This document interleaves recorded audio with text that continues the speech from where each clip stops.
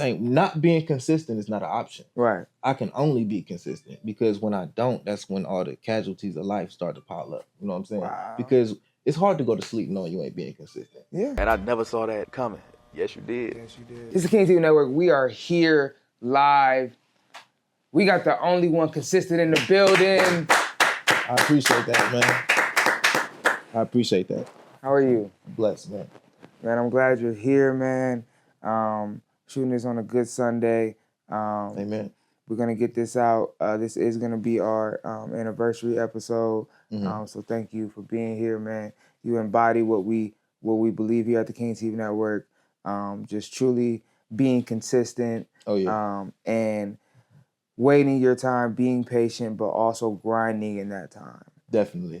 Definitely, man. That is us. Definitely. So if you want to, it shows. Thank you. It shows, bro. I've been seeing you doing this for a minute, you know, and I just always want to congratulate you for what you did with the boarding house. Wow, thank you, man. So it's definitely inspiring to me. Like how I told you when I first got in here, it's surreal because I'm seeing all these artists that you interview on this platform, and now I'm sitting on this chair, so that means I'm doing something right. You know? No, that's facts. Yeah. You definitely are, man. You've been on your grind, man. You got the podcast going, man. So haters, no, I'm playing. I love it, no, but for real. Hey, sometimes they be hating. Thank you, haters. But you got here because you continue to grow and build something. Like you're building something that has some momentum, man. So tell them what you got going on. Tell them where they can find you. Okay, well, you can find me on Instagram, Koncistent06, KONCISTENT06. You can hit me up on Facebook at Only One Consistent. I'm on TikTok. I'm on SoundCloud. I'm on YouTube. I just did a movie with Suave Gotti. It's called Kai Dog. We can talk about that too. Mm-hmm. But I mainly want y'all to go on Instagram, but then hit that LinkedIn, hit my link tree, and then y'all be able to just explore everything y'all need to see from there. You know I love it. Well, we're gonna get into all of those things in that link tree. But I really want to just get into the man, the guy we have sitting here, and kind of like how he got to this point. Okay. Man. So trials and tribulations. Facts, man. Consistency comes with trials and tribulations. Yes. It should be under the word. Yeah. So being consistent and starting to be consistent, where did that come from? And then kind of did the artistry come first? Like kind of where did it start? Okay, I want to say being consistent, it came from having an idle mind. Pretty much, if y'all don't know what that means, the idle mind is pretty much you just living out here with no purpose, just day to day. With a devil lurk. Right. Devil's time. We say devil's time is idle time. And pretty much I realized the casualties of living with no purpose. I realized that if I live with no purpose, I'm gonna just kind of just be just doing whatever and going for whatever. And, you know, that could lead you into, you know, scenarios you don't even want to be in. Yeah. So after doing that, you know, after going through this drug addiction, this liquor addiction that I had by having an idle mind, that made me just be like, you know what, just do what God brought you here to do. Wow. And that is to bring people closer to him through music. Mm-hmm. So I got consistent because all them days of me not being consistent got a little too heavy on me. I'm like, you know what? Y'all, as y'all can see, we preparing, we getting ready for the most anticipated year for the One Quit Foundation. So, I go by the name of Tino, the founder of the One Quit Foundation, making some announcements for y'all. This summer, we got 2 huge events in the city of Cleveland. First event, June 21st, the 3-on-3 basketball blackout tournament at Cumberland Park in Cleveland Heights, Ohio. Saturday, June 22nd, we will have our 2nd annual kickball game. Looking for sponsors, looking for vendors, looking for partners, guest speakers, everything and then some. This is a free event for everybody. All we need you guys to do is bring a donation. If you want to donate, Cash App, Venmo, you name it. Sponsors, if you would like to sponsor, please contact me and my brother King Teeth. We are about to do our big one. Also, another announcement. I got new music coming, y'all. This summer, we dropping my new project. Can't wait for y'all to hear that. Stay locked in, stay in tune. Follow Won't Quit Foundation _. Follow me, Only One Tino, If you have any questions, if you need anything, I'm here for y'all. God bless. See y'all soon. Saying not being consistent is not an option. Right. I can only be consistent because when I don't, that's when all the casualties of life start to pile up. You know what I'm saying? Wow. Because it's hard to go to sleep knowing you ain't being consistent. Yeah. You know what I'm saying? Absolutely. Yeah. And knowing you can be, and knowing that Right. Yeah. knowing that God has put it on your heart to do more. And it's like, Exactly, you know, bro. like, man, I'm just and What am I doing? What am I doing? I'm Like, eating honey buns. I'm eating chips. Like man. I'm just living. I'm eating. I'm just doing whatever. Like this ain't what God got for me. So what It's was that more. time? What was that moment? What was that kind of like that spark? I just want to move this over just a little bit more since you face For it sure. that way. Okay. So that way we can. Okay. There you go. Okay. We still good? Yeah. Okay.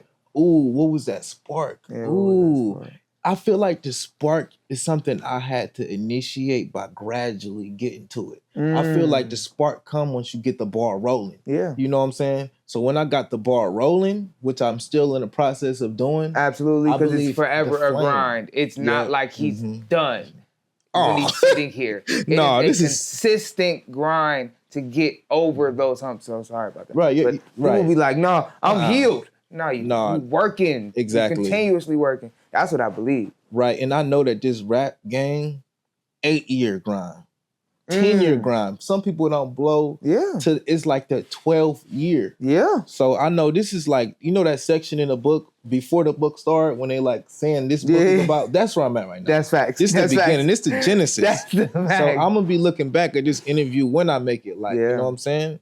I stayed consistent. Yes. You know? Now, the trials and tribulations, man. Takes a strong man to be able to talk about it. Oh yeah.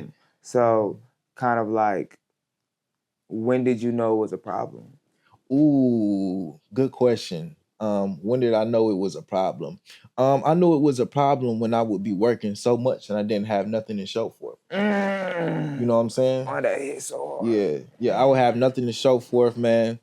It would be the end of the year and I didn't work at like 10, 12 different places. I ain't gonna lie. I went on a press run through jobs. Really? I feel you though. I understand. I'm making Interview connections. Interview getting in. No, it's like the people in the crew though. Like I'm meeting so much people from around Cleveland just by working at different jobs that I'm gaining relationships. But it's like it's not good. It's not good though because you're financially not doing it, but you're you know. So it was just like I was going on like a press run. I'm just like meeting new people and stuff like that. So I mean that was a good part about it. But I feel like I said, I realized it was a problem when I had nothing to show for it. Yeah. A lot. You know what I'm saying? 100%, man. Yeah. I definitely understand that. And you could be moving so fast that you don't even know that like everything's gone at the end of the day. Like how did I just what the? But that's I definitely get that now. Definitely was known as a rapper for a while. I'm talking about Central Middle School. I always used to carry a journal. Yeah. Really? So, yeah. So from there, when did you get in the booth for the first time? I got in the booth with my man, you know Reggie Knox? Yeah. Yeah. Before all that. Really? Before all that. My man's T Fonz. Wow. He was known. He had this collective called 10 Toes Mobbing, and I was gonna be their first artist. Really? So it was JoJo, it was T Fonz, it was Reggie Knox, and I recorded this song called Judgment Day, man. And I was like X before X Tentacion. I was like screaming and stuff. I was talking about like throwing old ladies down the stairs. It was just like a super edgy, hard song. Yeah. And Reggie Knox, man, shout out to you. He did an extremely hard beat on there, man. And yeah, that was that, man. That was my first record. I remember sometimes I would spend a night in that studio, just wake up and just walk home. You know, we all had a tight relationship because we all was in a choir class. I mentioned Big Flame. It was me. It was Reggie Knox. It was T Fonz. It was us four in that choir class. Wow. And we all ended up artistry doing good things. It was always there, yeah. Wow.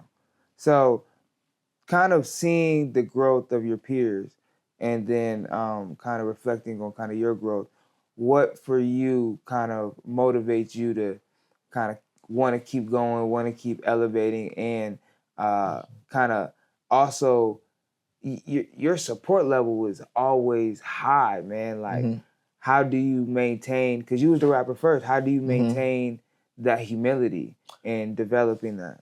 I want to say seeing them go hard. Seeing them go hard. When I seen Big Flame doing what he doing, Yeah. I'm like, man, that's dope. You know what I'm saying? Like I was around him at one point. Yeah. So it's like it gave me even more push. Yeah. You know what I'm saying? 'Cause Exactly. if he can do it, I know I can do it. Right. You know, seeing Reggie Knox go on to produce for, I think he produced for Skrilla Baby and a lot of people out of this region. So seeing people that I was, you know, right there with go hard, you know, that made me feel like, you know what, I can do It's it too. possible. Even though I already knew I can do it, Yeah. it just gave me that extra push. Like, all right, now you see everybody taking off around. Yeah. Take off too. For Why is you real. playing? For You know real. what I'm saying? Yeah. I love that though, because like a lot of people could take it other ways, and these hating ass niggas out here, we know you.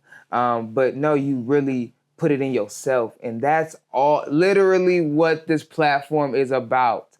Shout out to Flames, we about to get him on here actually. That's coming up soon. But shout out Flame, man. That is literally the embodiment of this platform of looking within yourself, not especially with social media these days, and everything is so now instant gratification. It's okay, I may not have it now, but what's my plan to get what I want? You know? And from there, how does that help others and develop and we can grow into something that builds into an empire at the end of the day. Amen. And we have real empires that stand on their own 2 feet. Amen. As men, as women, as individuals in this society, because it's real.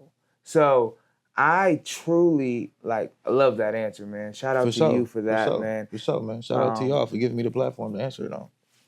Man, because it, like you said earlier, it could take 10 years. It could take, you know, and you could really blow though. You could really blow in that 10th year though, like in that 10th out year, of here though. Like, but if you don't get to that 10th year, you don't see that, don't see that take off. Exactly. So I really wanna just encourage you to just not stop, man. Yeah. Whatever, you know, development you have that you want to continue to grow and get into as an artist, man, keep doing it. Because you're doing it all, podcasting, oh yeah, man, getting into acting, yeah, like man, keep developing because you have the spark. It's just who needs to see it first. Exactly. You know? That's what my mom told me all the time. No, for real, man. I feel it. Yeah. So take us to the point where kind of you told me about a year ago you started taking yourself serious with all this. Right. Take me to that time. Okay, well, pretty much I was working at Euclid Hospital. I was being a chef. And I had got fired. And the funny part is the day before I got fired, I was in my mama's room, and then I wrote on the notebook, I said, I'm taking rap serious. I forgot what date it was, but I marked the date.